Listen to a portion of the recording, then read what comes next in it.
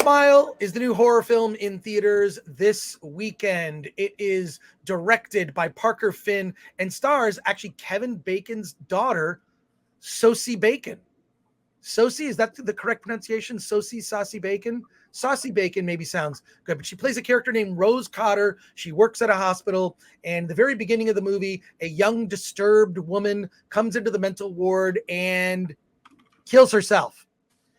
With a giant smile on her face, she takes a razor and cuts herself across the neck, and it brutally just dies right in front of Rose. She witnesses this, and of course, she's incredibly disturbed witnessing this suicide right in front of her eyes, and strange things start to happen. She goes home to her boyfriend. She is divorced from her husband. The boyfriend, Trevor, is played by Jesse T. Usher. Of course, you know him from The Boys. And she keeps seeing things. She sees people with creepy smiles on their faces, horrifying smiles. No one will believe her. It's the boy who cried wolf. Every single time something creepy happens, no one sees it except for her. And this goes on and on and on.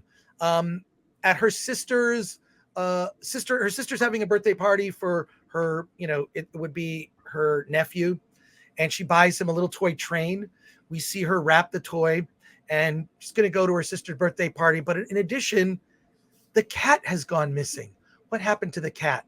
Well, of course, what happens? She goes to the birthday party. Can you guess what's going to happen?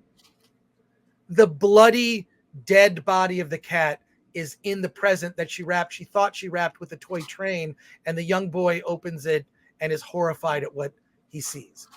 These weird visions continue to escalate, and she goes down a rabbit hole and starts to investigate through her ex-husband, who is a cop, the woman who committed suicide. She saw someone commit suicide in front of her just a week previous.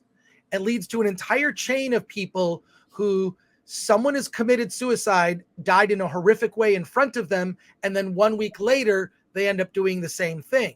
And the way that it's passed on is seeing someone commit suicide, okay? The movie is an hour, 55 minutes, and I kind of like my horror films tight, a good 90 minutes. It feels overly long, plodding, slow. It's basically, the plot is lifted from It Follows, which I think, with the exception of the ending of It Follows, which I have a problem with, I think It Follows is a much better movie. It's, It Follows was an STD. This is It Follows with a smile. That's what Smile is.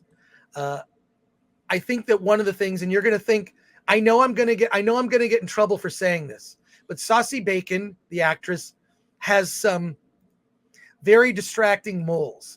Maybe it's because I sat like in the front part of the theater when I saw the movie. I was like in the third row when I was at the screening earlier this week, and she has these moles, and I'm thinking, like, she needs to get those moles checked out. They're not small moles. These are distractingly large moles on her face, and I'm thinking, like, she could have cancer. She works at a hospital. So what? Alan, How was her teeth? How was her teeth? Her teeth are fine. Okay. Her teeth are fine. The moles that are the problem. But they were just, look, Alan, they were distracting, okay? They were distracting moles. Anyways, it all builds up to finding out how to break the chain without having to kill herself, right? And the only way to break the chain, because she meets a guy who broke the chain, the only way to break the chain is if you kill someone else. So now, in order to break this curse, she must murder someone, but she doesn't want to commit murder.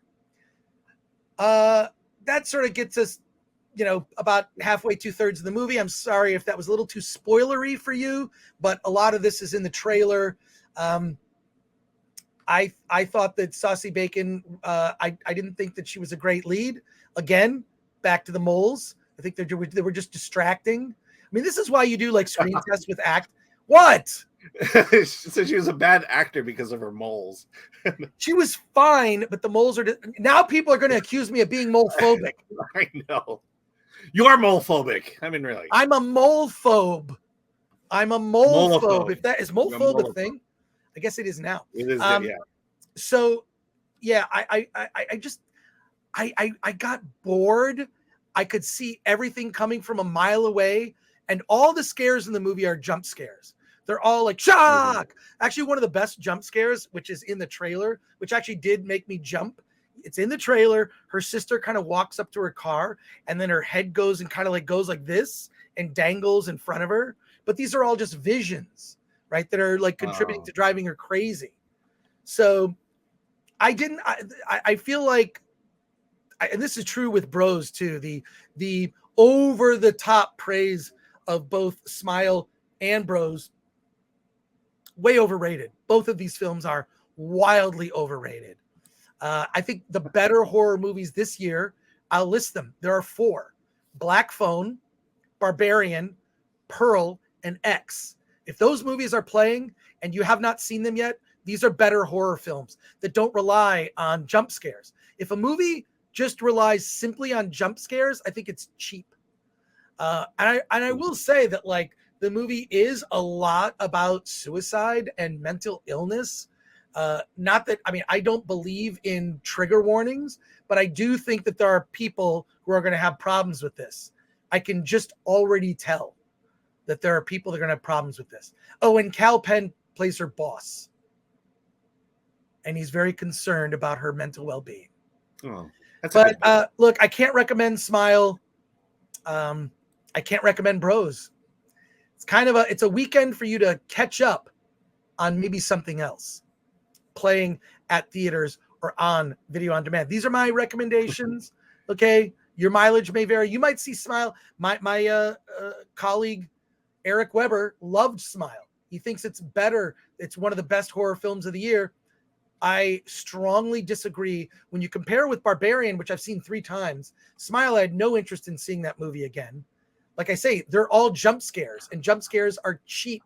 There needs to be something deeper going on psychologically, and it's her unraveling into madness is not worth 2 hours. It did not earn its nearly 2-hour running time.